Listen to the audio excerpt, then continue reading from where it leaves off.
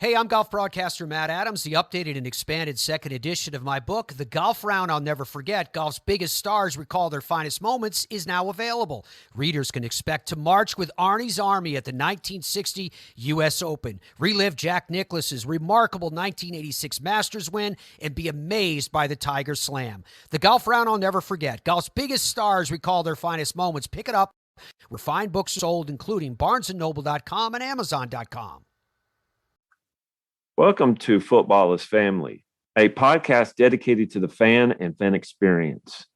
My name is Jeremy McFarlin, and I want to look at the positive behind what makes football so enjoyable to watch and follow. I want to know why you are a fan of your team, of a player, or an era of football. Whether the pros, college, or high school, I want to hear and share your stories and your love for the game. If you want to be part of this podcast, please message me on Twitter at Jeremy_McFarlin or on Facebook at the Football is Family Facebook page. This podcast is part of the Sports History Network, your headquarters for the yesteryear of your favorite sport. You can learn more at sportshistorynetwork.com. Again. Go ahead. Okay, well, I'll start with my name's Alberto Carrizal. I go by Albert by most people. I'm third generation Texan, a family of three, two daughters, one son, an entrepreneur. I've been in business for 25 plus years.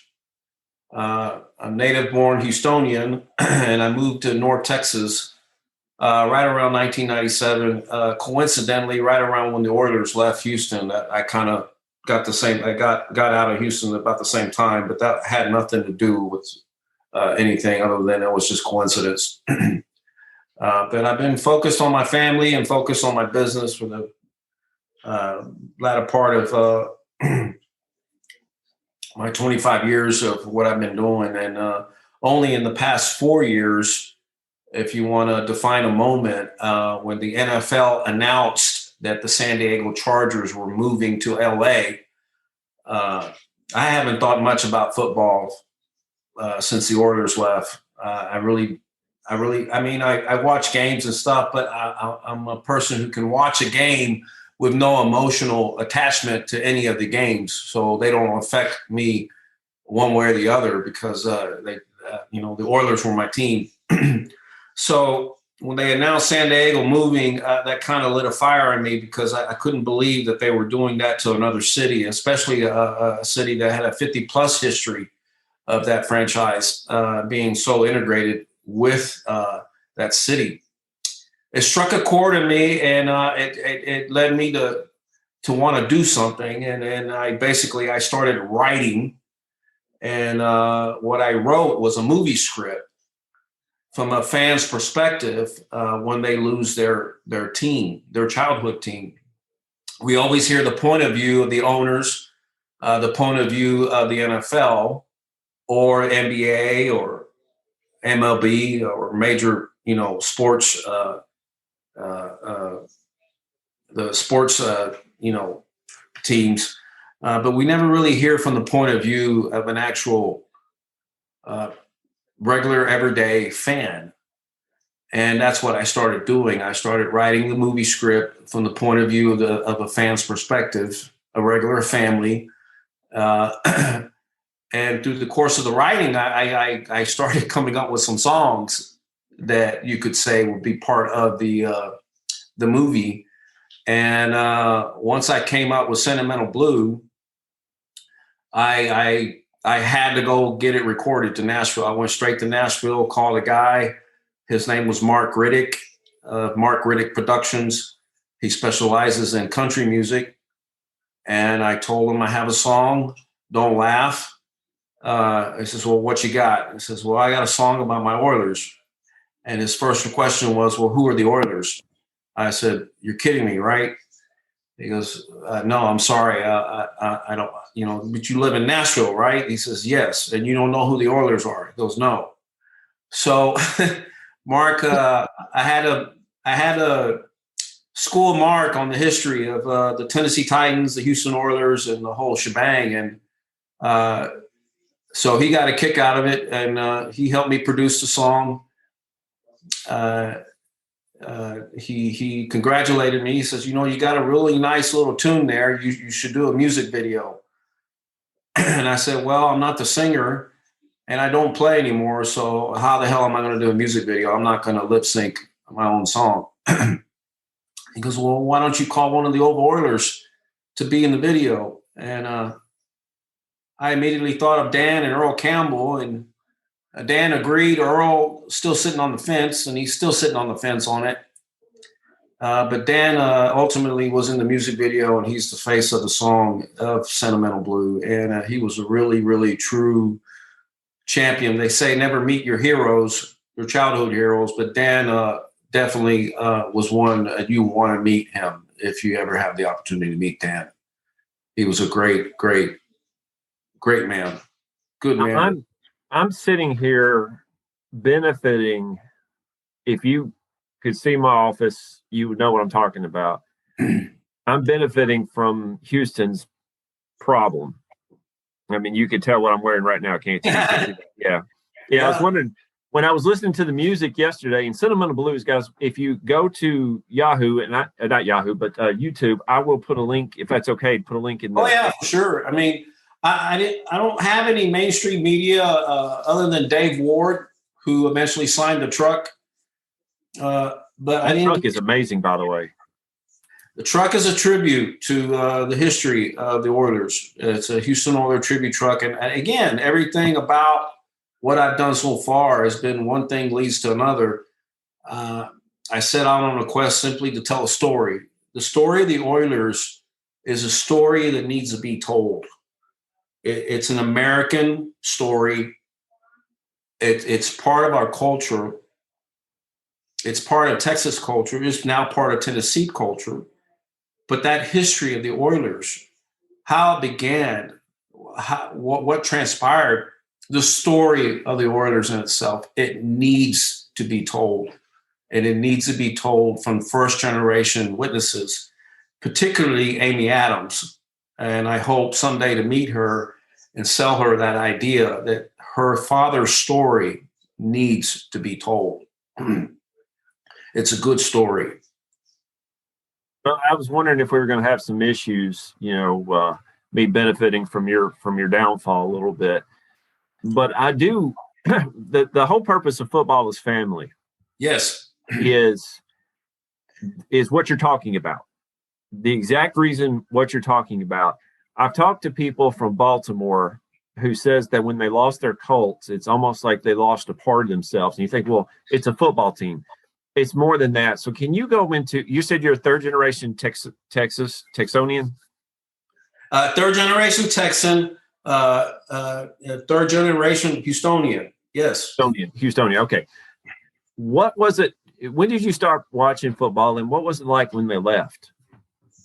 I started watching football when the Love You Blue era took place, which puts me right about 8-9 years old. Now, the connection that was made immediately for me was my dad was a pipe welder, and he worked offshore on the oil rigs. He would leave 3 months at a time. Now, I have two older sisters, and every time my father would leave, one of my sisters, Karina, she would bawl, crying. And of course, I understood, even though as a young boy as I was, I knew my dad was going to work to provide.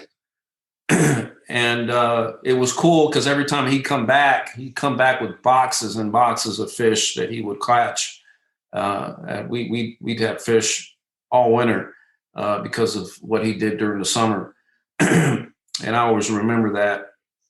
But, you see your father take off wearing that hard hat, knowing that he's going on an oil rig to work, a pipe welder, construction, a very humbling profession. And yet here's your football team taking the field wearing that oil derrick that represents what your dad does. And as a son, from the perspective of a son, that made you proud of what your dad did. that said something. That, my dad might not be a rocket scientist, he might not be a doctor or a lawyer, but it ain't the doctors and the lawyers on the football field now, is it? It's the Oilers. And that's something that, from a point of view that it's very much like the Steelers, because the Steelers represented U.S. Steel and the Northern Industrial Revolution that America went through, and steel represented the that steel curtain of you cannot mess with the U.S. We're as big as U.S. Steel, and that said something, and to this day it means something. But you had the Steelers and you had the Oilers, polar opposites, and I was always so proud to be part of Houston and be part of that era, and to understand that hey, this means something.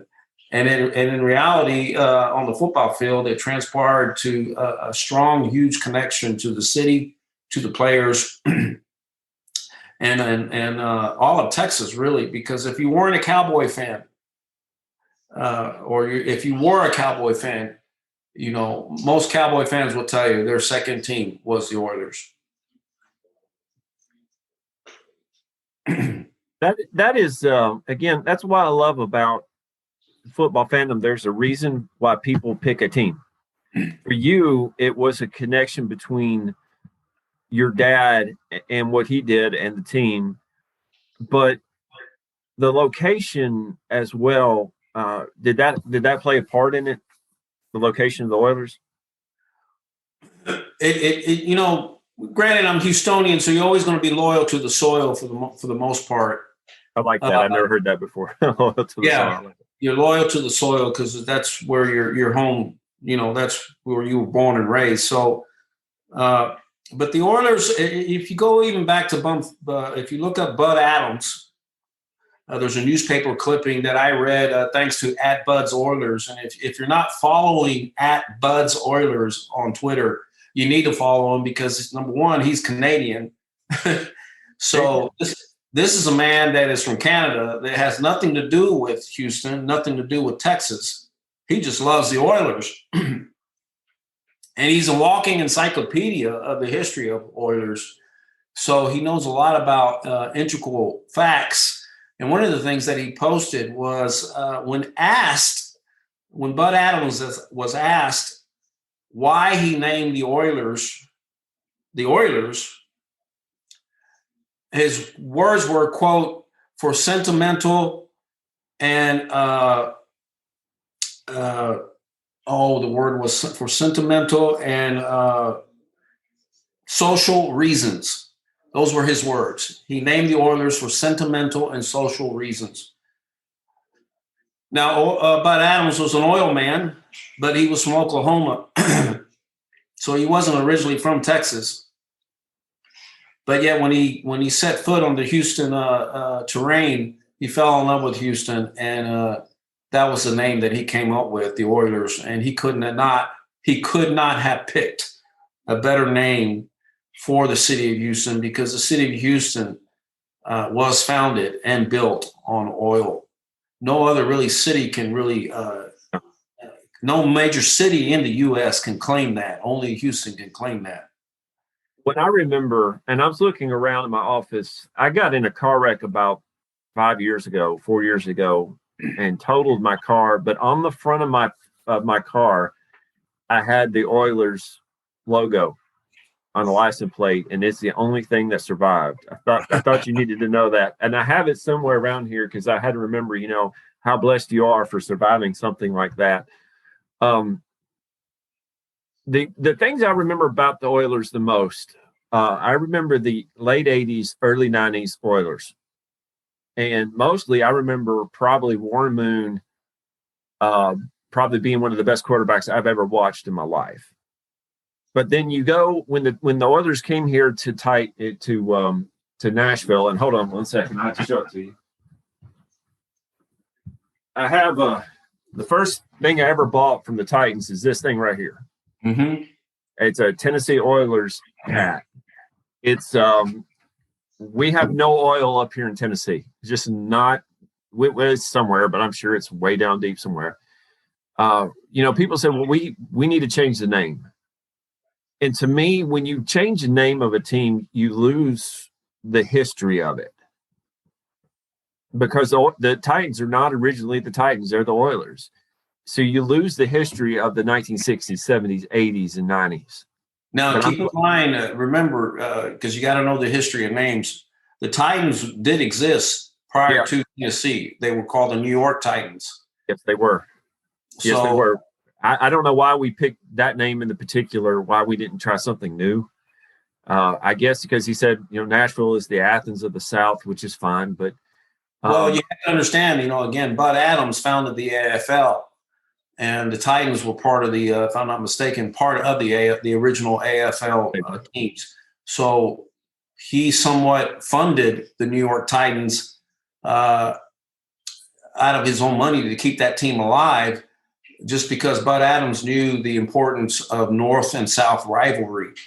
So even though the New York Titans at the time were losing a lot of money, Bud Adams and Hines, they were funding that team to make sure that they stayed afloat so that the league could have the 8 teams that it needed to have a league. So the Titans, again, were very closely connected to Bud Adams. So it's kind of fitting that he pulled that out of the old hat and brought it to the fore. I'm glad you brought that up. That makes a lot more sense for picking the name. They had the names, was only like tornadoes and the cottonmouths, and I'm glad we picked the Titans.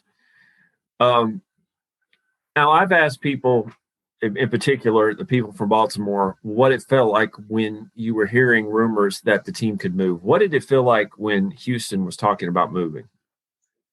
When Bud Adams was talking about moving, now I say Bud Adams, but when you look at hindsight 2020, you realize there may have been other agendas or other angles to the story that they didn't really bring to the front.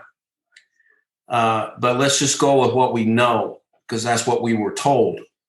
What we were told was Bud Adams was making an issue with the stadium, which we know to be true. We also know to be true that the stadium was getting old and it was a relic, and Bud Adams was 99% right in regards to the stadium. So, but when that news story broke, that it was becoming an issue, and that once again the threat of leaving was being brought up, everybody pretty much chalked it up to Bud Adams just crying wolf, using that as leverage to get what he wanted. And if you remember, now the only reason why I remember this because it affected us directly as a family. But the oil industry at the time was on a downside. We were experiencing hard times. My dad had a hard time getting a job at the time. He had to go all the way to Bay City to get work because so much of the work had dried up at the time. So the Reaganomics is what they called it, was hurting that region pretty bad. So Bud Adams or the NFL or the city of Houston or whatever you want to call it, they couldn't have picked a worse time to bring up the subject of the issue with the stadium, Bud Adams leaving, because for the average family, we had a lot other things going on that were way more important regarding our livelihood that we were more concerned about. And that was basically just putting food on the table. So it was just one of those things that you became callous to, because he had threatened it before. He got what he wanted and he stayed. And really, come on, the Oilers are going to leave Houston. You got to be kidding me. That's not going to happen. So it was one of those things as far as the barbershop talk, that nobody believed that it was ever going to happen. I just didn't see it happening. We on this side of the aisle, we heard rumors. The Predators had come to Nashville, and we said, well, that we've got an NHL team. Now we heard rumors about getting a pro football team. I'm like, there's just no way. Nashville's not big enough for that. We're not going to get one on an expansion. And then we started hearing rumors about the Oilers coming. I'm like, well, the Oilers are good. I don't know why they – then I started to kind of get a little bit more detail about what's going on there. I can see Bud Adams' part, but you do get attached to a team. You do get attached to a fan base like that, and it's almost as if you're losing a part of yourself. You definitely lose your identity. That's that. But see, now you're getting into a different aspect of part of the story that is just now being talked about, but it wasn't so much talked about back then because you didn't really see it. But where we're at as a society and as a world, as far as the canceling of culture, canceling of history, the reorganizing of the American identity, you start to realize that when someone wants to take away your identity, you don't think much of it. It's like somebody coming up to you and say, hey, you know what? For the better part of safety and the safety of others, we need your thumb. We need your right thumb. We need to cut it off and take that from you for the safety of others. And your first thought is, well, I don't want to give up my thumb. That's my thumb. I need it. I said, hey, man, it's just a thumb. We need it. And it's for the better good of humanity. So, suck it up and let us take your thumb. So you agree to that. And next thing you know, they're coming back and they want your right pinky, your middle finger, your whole hand, your whole arm. And before you know it, you don't really have much of an identity left. So coming after the name Redskins, coming after Aunt Jemima, coming after Land O'Lakes, coming after the Oilers, San Diego Chargers. It's little things that, it's your thumb, you're not going to die without it. But they're taking a part of you that is yours and defines a society and defines a culture. It defines a region. And once you take that from them, there's a hole there. And you really don't realize the hole, or you really don't see it until it happens to you, when it happens to your region, when it happens to a part of you that you identify with. As Americans, we identify Nashville with two things: Tennessee, the Vols, Nashville, music, country music, and whiskey. Everybody outside of Tennessee, that's what we associate Nashville with. And when we go to Nashville, when I come visit Nashville, which, mind you, I have, and it's a beautiful town. I was very so glad to be there and glad that Nashville cut my song. But to actually be on the outside coming in, those are things that you expect to see. Now, if you are a born and raised Tennessean, there are other things that go deeper for you as a Tennessean that it's not just about whiskey. It's not just about the Vols. It's not just about music. There's other things associated with Tennessee that in particular because you're from there, and you know your ground, you know your soil, you know your town better than anyone outside of that region would know because you were born and raised there. So again, we're talking about one's identity, and it's important that all Americans realize that as a whole, we were being attacked.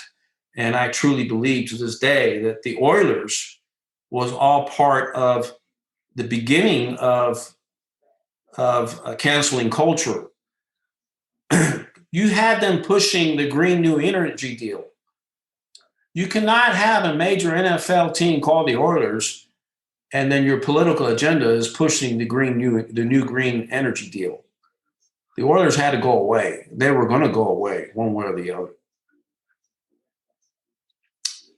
Let me ask you this.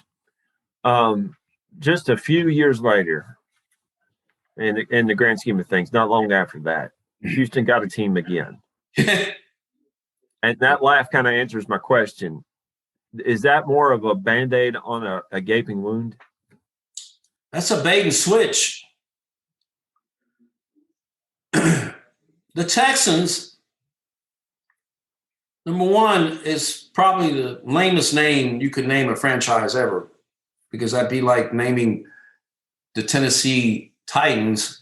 We'll change it to the Oilers and we'll call it the Tennessee Tennesseans. That's just, number one, the Texans was the original name for the Dallas Texans. Dallas Texans moved to Kansas City, became the Kansas City Chiefs. And the Dallas Texans changed their name to the Dallas Cowboys. So basically, if you want to add fuel to the fire, we're a throwaway name that the Dallas Texans didn't even keep. So, and then you have, the very fact that I always tell people that rooting for the Texans, a true Houston fan, a true football Houston fan, rooting for the Texans is like rooting for your ex-wife's new husband. You still love your ex-wife. You have very close ties. She's the mother of your children. But, you're not going to go rooting for the new guy. It doesn't even cross your mind to do that. And for me, when the Oilers were gone, that was it. I mean, I'm done. And there's a lot of people out there who are like that. You just don't, you could call them a silent majority because A, they feel there's nothing they can do about it. B, what's done is done. It's history now. And C, again, they've all found other things to do with their lives. They're living their lives. But Oil Always Rises came from writing the movie. And there's a book that has to deal with losing a loved one and the grieving process. And that book is a very, very, very well-known book for therapy and people who are looking to find answers when they face tragedy in their lives. It's called Feelings Buried Alive, Never Die. Now, I don't have it on my bookshelf because I always wind up giving it away. But the title of that book is Feelings Buried Alive, Never Die. And that basically means that, you can go through a grieving process, never talk about a tragedy or never talk about a situation. But just the fact that you do not talk about it, that doesn't mean that the body in itself is going to process the grieving process, because it's going to go through that process whether you choose to go through the process or not. So I found that book very helpful in my journey in life in dealing with tragedy. And I find that the Oilers, being that they never really truly were talked about, again, that's a death of a franchise that nobody talked about. Nobody wanted to talk about. A lot of people say, well, y'all didn't show up when they were leaving. You didn't support them. There were only like 15,000 fans in the final game of the Oilers. So y'all didn't want them. Well, I always go right like to a bad divorce, because if you really love your wife and she files for divorce and she hands you the papers, a real man who still loves his wife and is trying to figure out how to put this back together, he's never going to sign those papers. He's not going to even show up for the court hearing, because he refuses to accept the fact that she's moving on. He's trying to hold on to something. And that's basically what the fans did of Houston. Said, look, you know, they're leaving, but we're not accepting the fact that they're leaving. We're not going to even be there because it pains them too much to even be there. They don't want to say goodbye. They never intended to have to say goodbye. So why should we say goodbye? You know, they're not going to. That's a Texas pride thing. That's Texans being proudful of refusing to accept the fact that they're leaving. So it wasn't the fact that they didn't care. It was the very polar opposite. They did care so much that it hurt them to even go see them play their last game. So now we have 20 years later, and you have everybody talking about the Oilers now. And like that book, Feelings Buried Alive Never Die, it's coming up. The people want to talk about the Oilers. They want to revisit that. They want to know who the Oilers were. And again, here we have how Bud Adams has been able to keep the story of the Oilers alive is funny because what a lot of people fail to know, which to me, this is the key. This is the beginning of it. This is the story of the Oilers. The very fact that he lost his only son to suicide in 1987, that to me is a pivotal point for the story of the Oilers. Now, a lot of people don't know that angle of the story, but you're a father. I'm assuming you are a father based on what I've read, and I'm a father myself. Now, I don't care how bad a person you were. You know, we all have our faults. And Bud Adams was definitely a person who had his great points, but he also had his bad points. And we all know that about Bud Adams. But what we didn't know, that was printed in the story. But because back then, that's not something you really talk about, it made the news and then it went away and then you forgot about it. Now, I consider myself a pretty good avid fan of the Oilers, and even I did not know or realize that Bud Adams had lost his only son to suicide in 1987.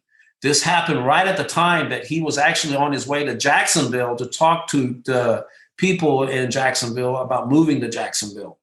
But when he got news that his son had committed suicide, he canceled all the meetings, turned back around, and dealt with that tragedy.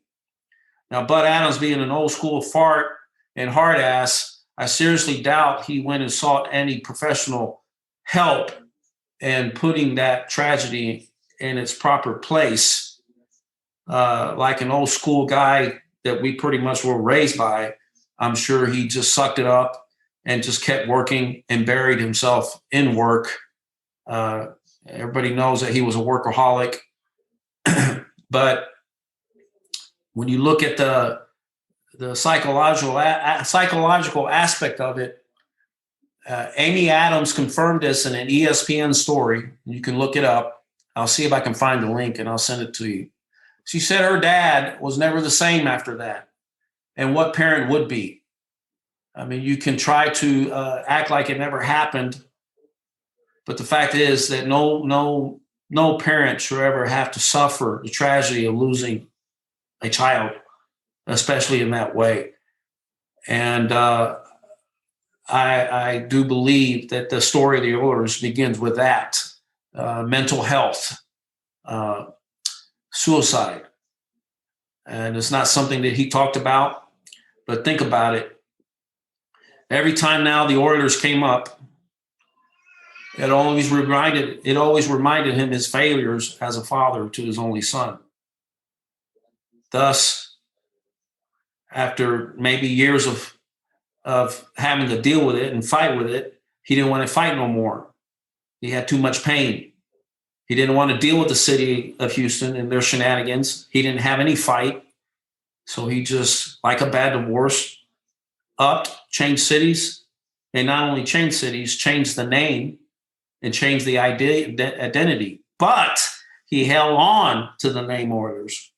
And he held on to it because, again, no no major NFL or sports team runs deeper as far as emotion than the Oilers. It's not only a deep story. It's oil deep. How deep that team is ingrained within that family, the Adams, which is why I would never want the Adams to have to sell or give up the name the Oilers, because that is family to them. That is their for Amy Adams. That's her brother. That's her dad. Now mind you, they're both in heaven now. So again, when you bring up the name Oilers, there's so much to talk about, and that's why I really believe the story of the Oilers needs to be told, because it does run oil deep.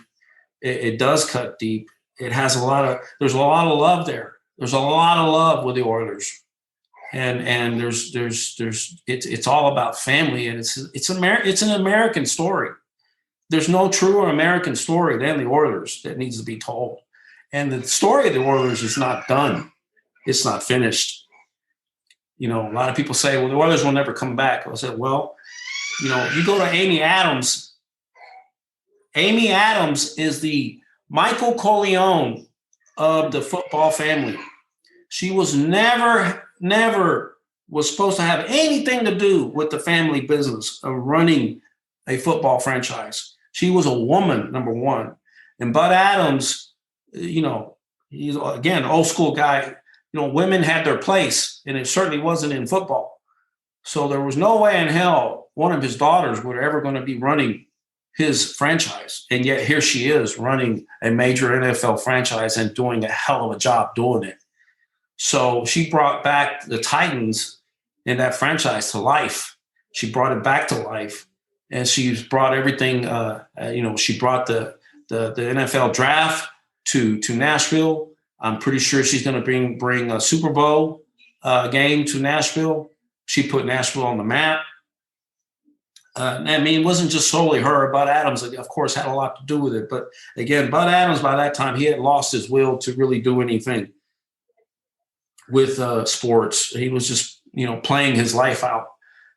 He didn't really have any muster after that. But Amy Adams definitely has brought it back to life. And if you go to her office, there's a huge picture behind her desk of Dan Pastorini. That was her hero. That tells me and tells you that she was a fan of the Oilers just like everyone else. Now, she has got to where she has Houston Oilers reunions. She started off the reunions in Houston, and then the second year it got canceled because of COVID.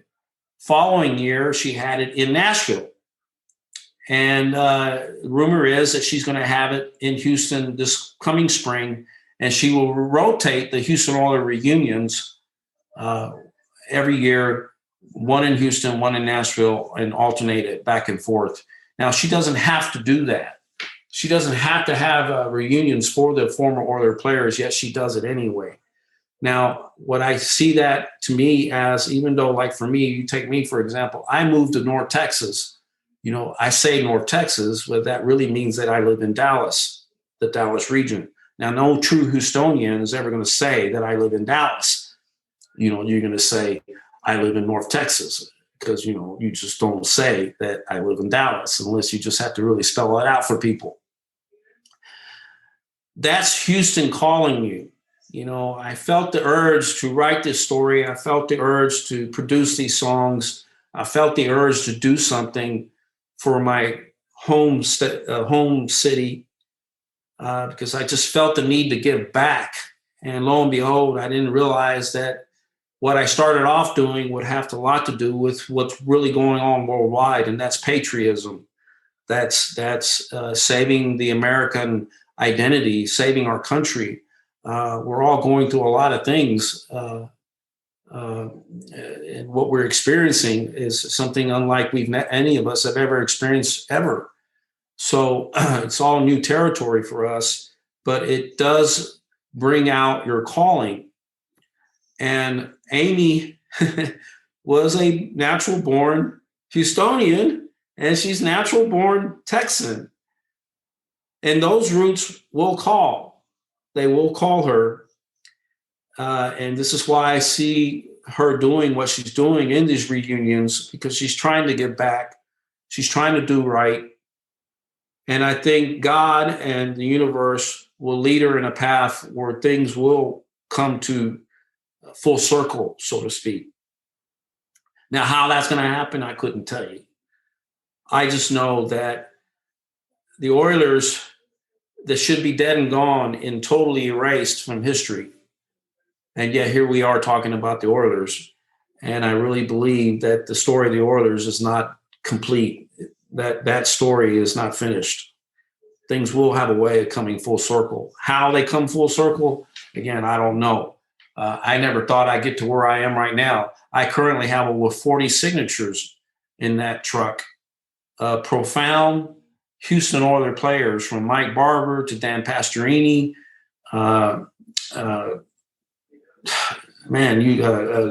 Chris Dishman, Ernest Givens.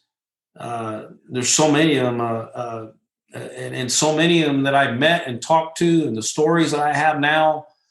You couldn't put a price on that body of work so far. That's what's been completed. I haven't made a dime, but I'm not doing it for the money. I'm certainly not doing it for fame, because that's not what I'm after. What I'm after is preserving history and telling the story of the Oilers, because I really believe it's a story that needs to be told. Mr. Albert, can you tell everybody where we can see you, follow you on Twitter, and follow you on YouTube? On YouTube, my channel is Sentimental Blue. I called it Sentimental Blue because at the time that I called the song Sentimental Blue, I did not know the legalities of, well, do I call it Bring Back the Oilers, and can I get in trouble with that? So I just kind of called it a name of the song that was expressing the sentiment of what was being said in the song, which, again, if you go back to the original reason why Bud Adams called it the Houston Oilers, his quote was for sentimental and social reasons. And now when people ask me, why did you call it Sentimental Blue? And I said, well, it's kind of for the same reasons, but I didn't realize, that was a quote given by Bud Adams himself for sentimental and social reasons. So Sentimental Blue is just that. It's a YouTube channel called Sentimental Blue. Now, my Twitter handler is where I spend most of my time, because it's about all I have time for. And my Twitter handler is Oil Always Rises. And Oil Always Rises is dedicated to mental health, is dedicated to Bud Adams' son, Kenneth Jr. Adams. And it's also dedicated to my mom, who fought bipolarism the better part of her adulthood. She was not diagnosed with bipolar till 2004, 2005. And then when she was finally diagnosed that she was bipolar, she refused to admit to the fact that she was bipolar, even though we all knew that she was. It's just in the 70s and the 80s and 90s, they didn't really have a name for it.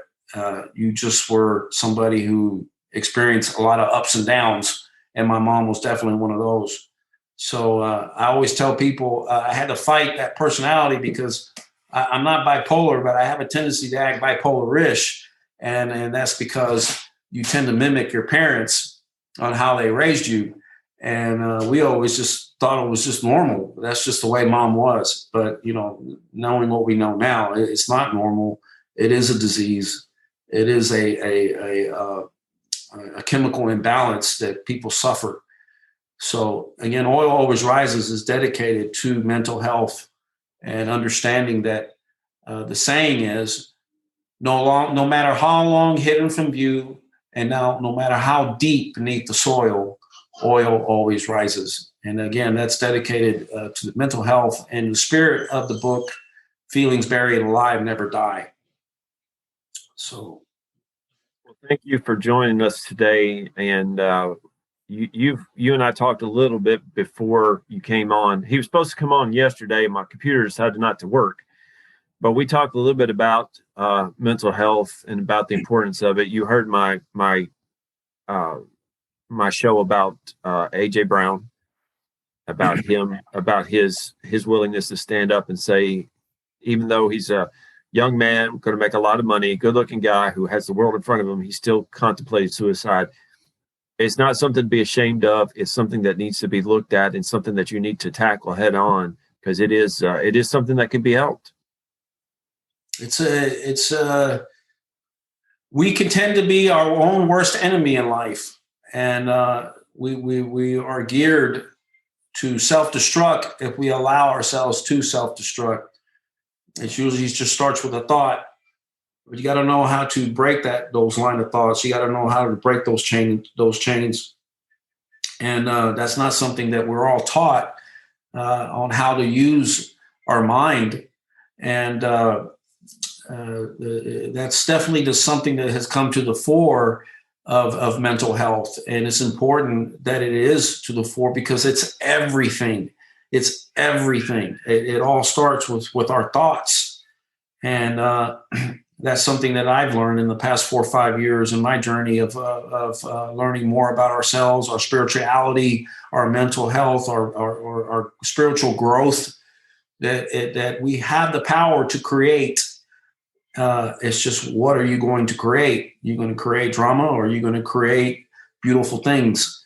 And it all starts with a thought. So mental health is so important, and I'm glad that you're doing this. I encourage you to keep doing it. There's a lot of people who want to talk. There's a lot of people who need encouragement to talk, and the more we talk about it, the more people can understand that they're not alone. They're not, they have people out there who are very well aware of what they're going through. And they can seek help. They can seek encouragement. And that's the number one thing that as men, we were always taught not ask for help. It's not in our nature to ask for help. If we need help in finding directions, well, we're not going to ask for that. We're just going to continue driving until we figure it out, because that is our nature. But you got to know how to break that and understand and be man enough to know that, hey, I need some help. I cannot figure this out. There's no shame in asking for help when you get stuck. So that's something that I'm very grateful that you're doing, and I commend you, and I ask that you please keep doing it, because it is very, very important. Thank you. And thank you for joining us today on the Football's Family Podcast. And I'll put a link to your, like I said, put a link to your YouTube and your Twitter in the show notes. It was an honor today, my friend. Yes, sir. And I'd be glad to come on board on any time. I keep a close eye as to what's going on in the football world. I'm pulling. I find the Titans very interesting. I'm very keen as to what they're doing and how it's going to play out. I tend to troll both the Texans and the Titans, but everything I do is in fun. That's the thing that I want to point out to people. I give people who are Ravens fans a hard time. It's a game. Let's enjoy it. Don't take it so serious. But I want to point out this, and I'll have to close with this. When I play on Madden and I play as my Titans, I use the throwback Love You Blue jerseys, because those are, to me, the second best jersey of all time. The first one to me is the old the powder blue jerseys for the San Diego Chargers. Yeah. Those are perfect to me. But the Love You Blues, number 2. Yeah, I hear you. All right. Well, thank you so much. No, thank you. Thank you. We'll do it again. Absolutely. God bless you. Thank you. You too. This podcast is sponsored by Play Classic Sports Simulation Board Games, spelled with 2 A's, PLAAY. Realistic board game recreations of professional football, hockey, baseball, NASCAR, golf, and more. They cover 9 sports in all, with a 10th, basketball, coming in 2022. You can relive great sessions of the past, create what-if matchups from different eras, and much more. It's fun. So if you're into sports history, you should check them out. That's play with 2 A's, Plaay, classic.com.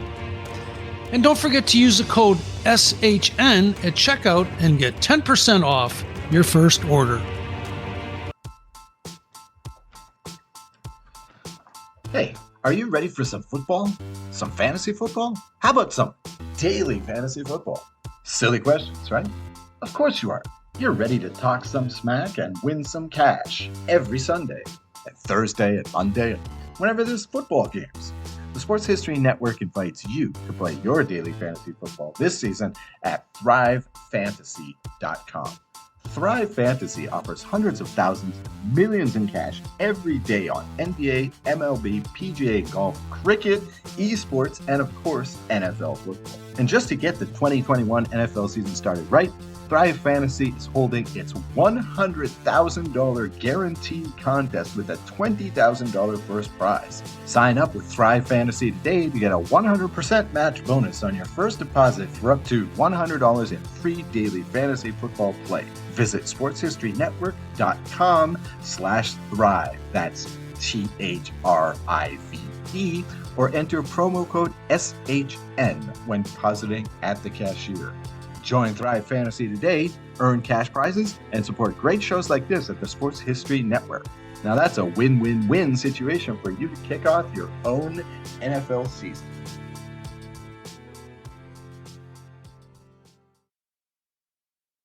At the Sports History Network, we're all about sports yesteryear, and so we're so pleased to introduce you to Row One, an online memorabilia gallery and shop that brings you sports history to life anywhere. The Row One gallery includes over 5,200 gorgeously reproduced prints of team posters, game program covers, game tickets, advertisements, and more in baseball, pro and college football, pro and college basketball, and more. And any gallery item may be printed in a variety of sizes on wood, metal, canvas, acrylic, or poster paper. And in Row One shop, check out the thousands more of unique items with the retro and historical designs dating back to 1876, including t-shirts, long sleeve shirts, phone cases, mugs, blankets, pillows, towels, and even shower curtains. Go to sportshistorynetwork.com, ROW1, for access to the full Row One catalog and for gallery prints and gift items, plus get a 15% discount off all prints on the Row One Pictorum Gallery with coupon code SHN15. Follow the link on the show notes. Hey there, sports history fan. This is Arnie Chapman, aka the Football History Dude, and I hope that you enjoyed this recent episode presented by the Sports History Network and were able to learn some good old-fashioned sports history knowledge nuggets. I started the Sports History Network back in 2020 with the mission to help podcasters find a community of like-minded sports history nerds, as well as helping aspiring podcasters to start their own shows. We have a little bit over 30 shows on the network right now covering all sorts of sports history, but as far as I'm concerned, we're just at the toothpick in the ocean moment, that can't even figure it out because there's so much more coming. We wanted to create the ultimate headquarters for sports yesteryear, starting with Podcast Network and our website, but we're going to continue to move into other mediums as well. And here's the cool part, because we want you to be part of our team. So if you're interested in starting your own podcast, or maybe being a guest on one of our shows, or who knows, maybe even writing an article for us over on the website. Seriously, all you gotta do is reach out to us on the contact page over at sportshistorynetwork.com. You can be as technologically savvy as a Neanderthal tapping on a stone trying to figure out this whole hieroglyphics thing back in the day. Again, it doesn't matter, because even if you don't understand the whole podcast space, we have a production team that can pretty much help you out with doing everything. All you gotta do, head over to sportshistorynetwork.com, head to the contact page, fill it out. That message goes right to me, and I'll reach out to you as soon as I can. But for now, dude, I'm through if you're through.